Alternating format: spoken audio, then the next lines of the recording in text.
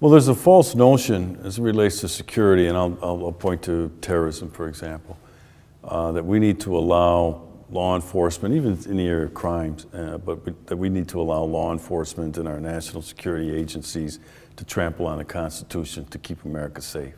All right, I just don't believe that. Again, it's not a zero-sum game in that situation.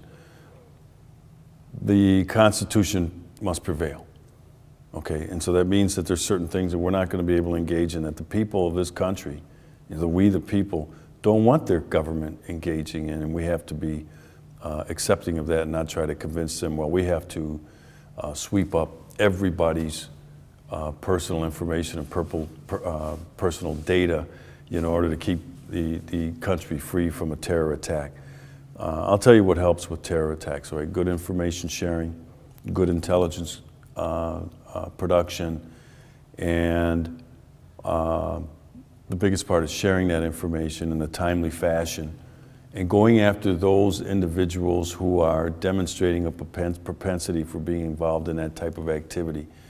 And I could take you through any terrorist incident that has become, that's gotten notoriety. Fort Hood, all right?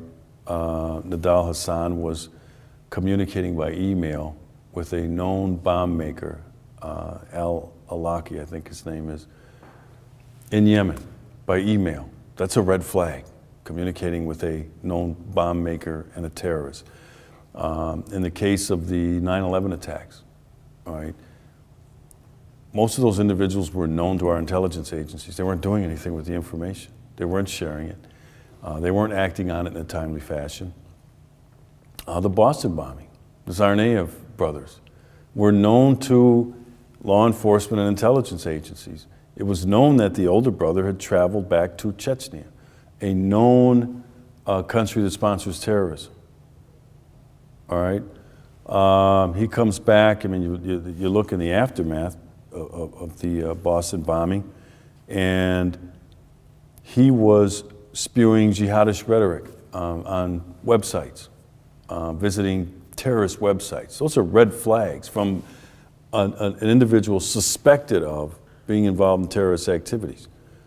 All right, those are the things that will be effective toward thwarting terrorism and deterring terrorist attack, preventing terror attacks, not trampling on the Constitution, not looking wholesale at every American's credit card purchase, every American's internet search, every American's texting, every American's phone calls.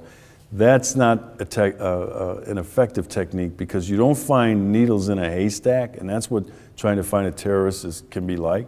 But you don't find needles in a haystack by adding more hay.